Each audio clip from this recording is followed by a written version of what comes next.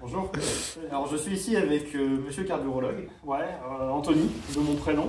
Monsieur Carburologue. Et derrière, on a une Renault, que vous connaissez peut-être. Qui est fidèle à elle-même. Qui est fidèle à elle-même parce qu'elle fonctionne très mal. Donc aujourd'hui, on va essayer de voir ce qui se passe avec les carburateurs. Alors je vous dis tout de suite, c'est filmé après, les carburateurs ne vont pas bien. Mais bon, au moins on va pouvoir savoir pourquoi et on aura l'expertise de Monsieur Carburologue, Anthony, qui devrait pouvoir nous éclairer un peu, nous donner son avis aussi pour quitte à déplaire à certains puristes. Voilà. Hein. Je dis pas que des choses qui font plaisir, malheureusement. Mais c'est la voie de la raison, je pense. Par rapport au carburateur, bon, c'est voilà. la voie de quelque chose qui, j'espère, quand elle reviendra nous voir, fonctionnera mieux.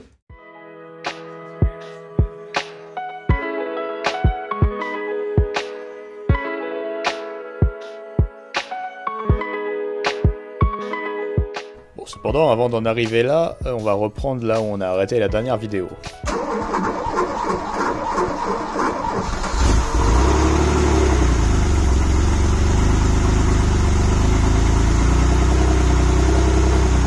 Et bon, je sais, même si ça paraissait très optimiste à ce stade, il y avait toujours quelque chose qui allait pas.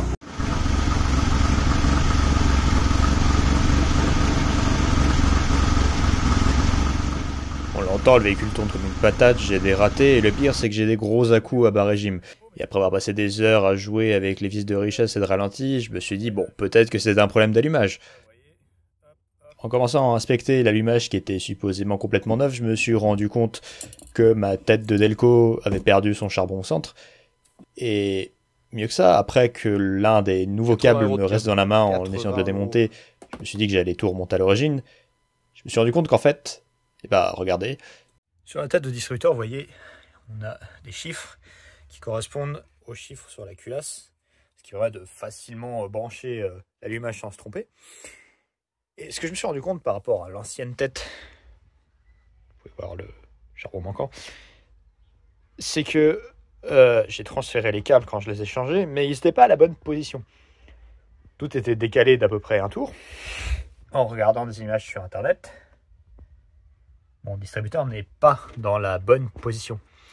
Il est tourné de d'un sixième de tour. Bon, même si en soi c'était pas très grave, je me suis lancé à remettre en place le distributeur dans sa bonne position, avec les câbles dans leur bonne position, et après l'achat d'une lampe strobo, j'ai tout remis en place. Voilà, vous voyez la marque.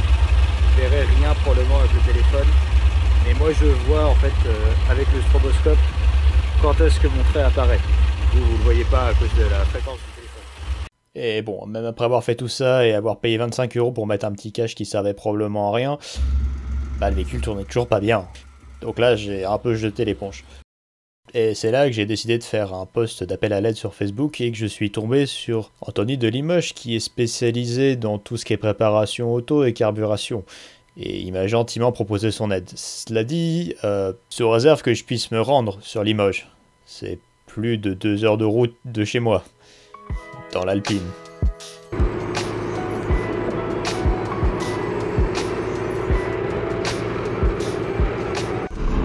C'est économique, hein, je fais 0 litre au 100, c'est pas mal. Hein. Par contre, le niveau il baisse. Hein. Il baisse. On était à 30 litres quand on est parti. J'ai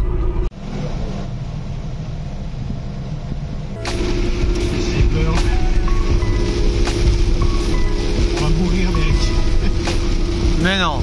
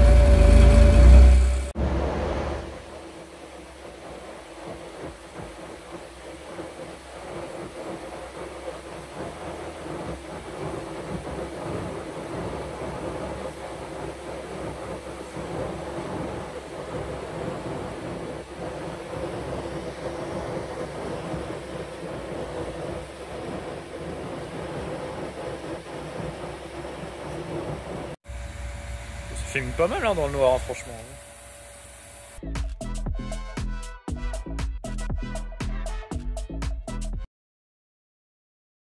6 hours later. Bon, et Anthony, s'il te plaît, ne me tape pas sur les doigts, mais je vais essayer de rapidement expliquer qu'est-ce qu'on essaye de faire en fait.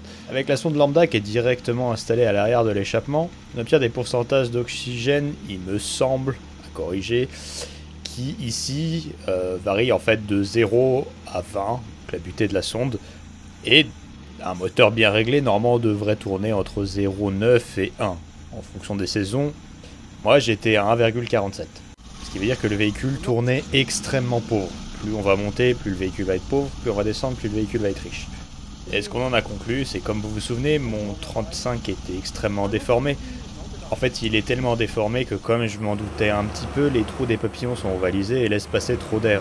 Donc au final, il faudrait que je remplace complètement mon 35 si je voulais arrêter ces problèmes. C'est pour ça qu'on va essayer de le boucher et d'y faire des trous pour voir à peu près comment le véhicule devrait tourner en temps normal. Il devrait être comme ça.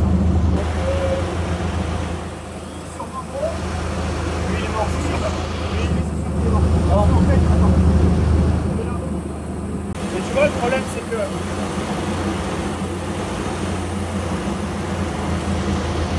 déjà tout ça.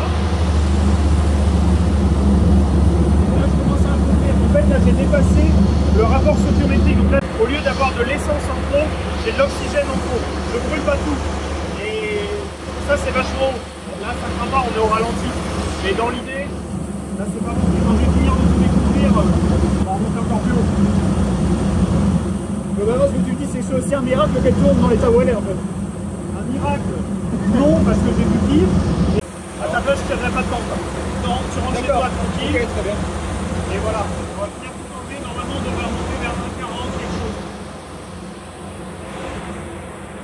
Ouais, tu vois. Dépasser 1,40. Voilà. Là, t'es très pauvre. Je vais l'être encore plus après avoir acheté les pièces pour la réparer. Par contre, tu vois, ta pompe de reprise, elle fonctionne. Là, je pense que lui, pour toi les à-coups, c'est aussi lié à ça. Ah, mais c'est forcément lié à ça, parce que, en fait, quand tu arrives à ce qu'on appelle la limite de combustion basse, c'est-à-dire que tu n'as pas assez de carburant pour créer une combustion dans ton cylindre, et bien, forcément, tu as un raté. Donc, en fait, tu vois, là, tu as 0,70. Typiquement, c'est, tu sais, les Supra de 1000 chevaux que tu vois sur YouTube.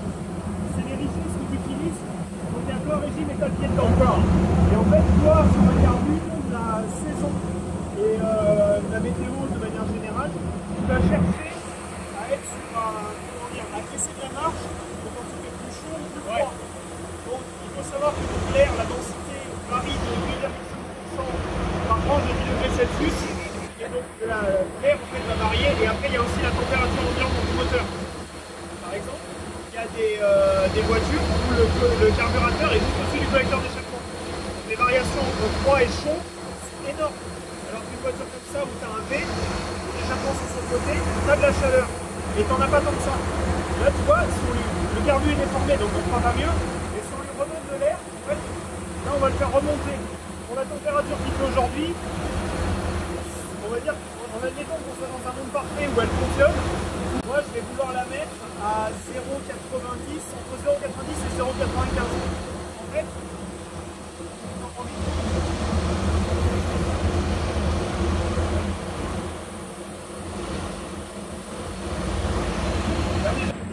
tu vois là, elle est en train de remonter. Et t'as vu, les coups que je fais, ils sont minuscules, c'est ça. Je te dis, on m'a dit normalement, quand il va y avoir du changement sur le carburateur. Donc c'est qui devrait être quasiment perfect. Tu vois, 0,88. Et là, moi, vu la température qu'il fait, on se met. Et là, pour moi, je pense que là, on y se met. Alors, quand même, pour le retour, est-ce qu'on peut faire un réglage sur le 34 ou il vaut mieux pas être touché dans quel tour? Alors, est-ce que je pense ça aura aucune incidence? Ok. C'est pas. Regarde. Là, elle revient bien. Là, elle est là où elle devrait être normalement. Elle tourne super bien. Bon, elle est un peu haute forcément, mais. Ouais. Et puis bon, un petit bonus après l'arrêt du moteur. Ça se passe, mais. Et on va remonter jusqu'à 20,9 qui est la valeur butée de la sonde maximale. Alors ouais, du coup maintenant j'y repense par rapport à quand je l'ai eu. C'est vrai que techniquement, vu que lui il était grippé je pense depuis une dizaine d'années, j'avais de la crasse autour. Il était colmaté. Donc il était colmaté, donc c'est pour ça qu'elle tournait bien. Et dès que... Par contre, elle devait tourner très riche. Elle était super riche, extrêmement riche. Elle était, je te dis, elle Toute crachait... l'aspiration passait par là. Elle fumait noire, elle crachait de l'essence derrière. Ah, fumée noire. Elle fumait noire. Ah, quand ça fume noir, c'est vraiment très riche. C'était très riche, qu'au démarrage. Après, une Ouais, fois mais qu'elle... quand même, fumée noire. Tout à l'heure, on est descendu à 0,70. Je t'ai dit que voilà, quand tu mets des gros chevaux sur des bagnoles, c'est typiquement les valeurs que tu vas viser. Ce qu'on a fait, c'est assez révélateur sur le fonctionnement d'un moteur parce que tu as pu voir que au-delà de 1, bof, en vrai, jusqu'à 1,10, ça marche. Tu peux créer, voilà, quand on veut faire de l'économie, voiture d'endurance notamment, etc., ben, tu appauvris parce que tu as moins de puissance, mais tu consommes moins. Et vu que c'est une course d'endurance, ben, si tu t'arrêtes moins, tu fais plus de chemin.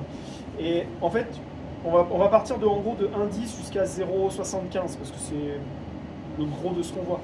Tu es à 1,10, donc elle tourne mal. Tu vas regrimper jusqu'à 1. Là, elle va reprendre du régime et tu vas l'entendre. Elle va beaucoup mieux tourner. Tu vas finir de grimper sur ces voitures-là, tu vas grimper 0,95, 0,90. Quand il fait frais comme ça, elles aiment bien. Et tu vas continuer de monter jusqu'à 0,87, 0,85. Et après, tu vas commencer à la sentir qui décline un peu. Et plus tu vas la charger ensuite, donc quand on est redescendu jusqu'à 0,70, ben là, tu as les mêmes effets que de l'autre côté. C'est pour ça qu'en fait, moi, dans mes cours, j'ai des courbes de ce que donne une richesse par rapport à un fonctionnement moteur. Et ben, c'est le grand truc des carbus.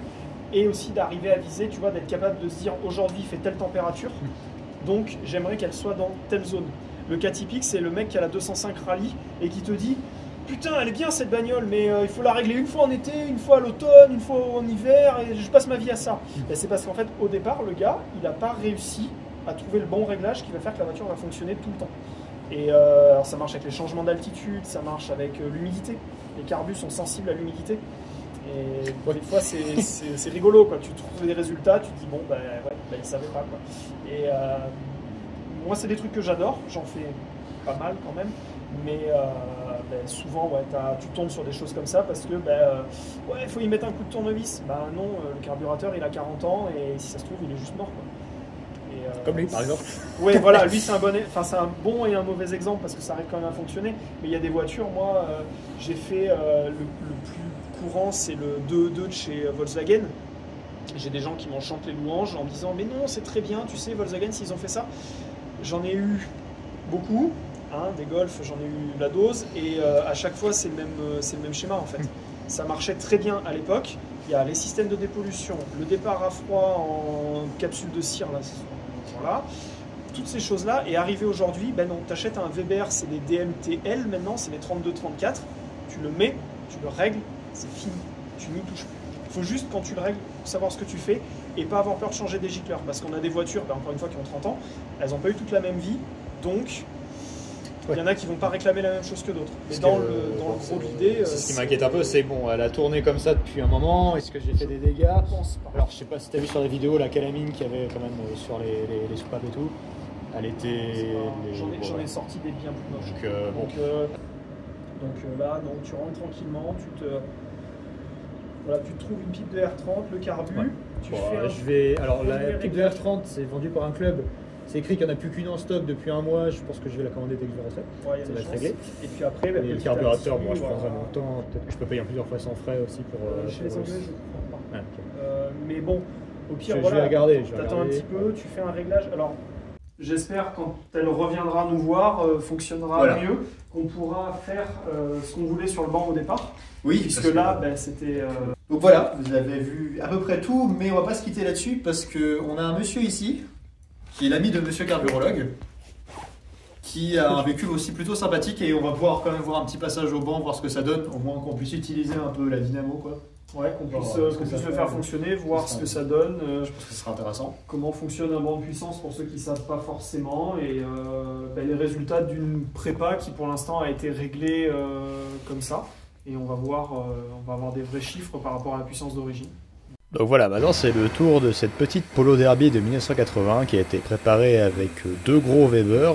D'origine ça prend 55 chevaux, mais du coup je vous mets la prépa complète à l'écran, vous pouvez faire pause si ça vous intéresse. Le but étant de pouvoir la régler ici, la fiabiliser avant qu'elle parte en peinture pour faciliter le travail des carrossiers.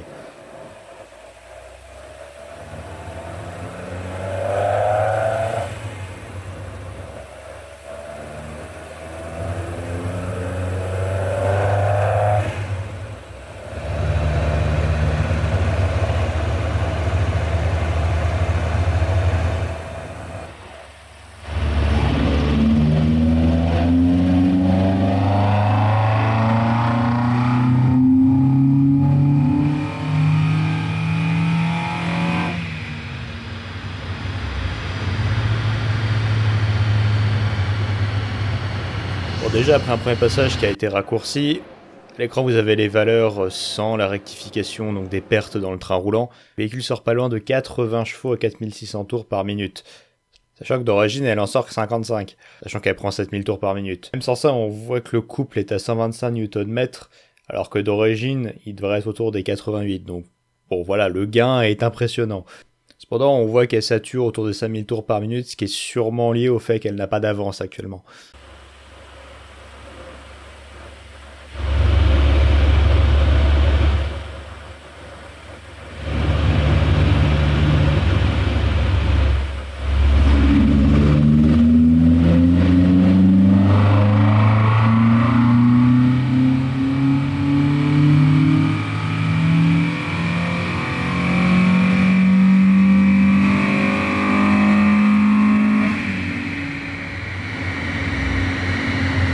Et malheureusement, suite aux fortes pluies des derniers jours, comme on peut le voir, on a des projections d'eau un peu partout, donc on a préféré s'arrêter avant de causer d'éventuels dégâts au matériel. Donc voilà, nous ça nous laisse là, et notre Alpine et ses carburateurs HS. Alors qu'est-ce que je vais faire? J'explore aujourd'hui quelques pistes. Je souhaite abandonner le système Solex sous les conseils d'Anthony, et aujourd'hui il existe deux possibilités avec ce moteur. La première est le kit Holley qui vient avec une pipe d'admission modifiée pour accueillir un gros carburateur américain. Alors moi j'ai un peu peur qu'il soit gros, et surtout ce kit est super cher. On parle de plus de 1000 €.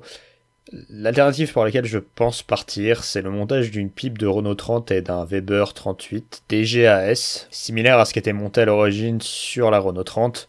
Alors la question c'est, est-ce que monter un si petit carburateur va faire perdre de la puissance? Eh bien, on le saura quand j'aurai fait le montage. Mais je préfère perdre quelques chevaux et gagner en fiabilité sur un véhicule comme ça. En attendant, il me reste de nombreuses choses à faire sur cette voiture, que ce soit le freinage, des problèmes électroniques. Donc ne vous inquiétez pas, c'est pas la fin de cette série, mais voilà. Maintenant, je dois revoir un peu mes plans, sachant que j'espère qu'elle sera prête en mai pour un petit voyage. Voilà. Je remercie une fois de plus toutes les personnes qui ont pris place dans cette vidéo, sans qui tout ça aurait été impossible. Non mais elle est belle. Elle est belle. Elle présente bien. Elle présente super bien. Par contre, elle est repeinte. Partiellement.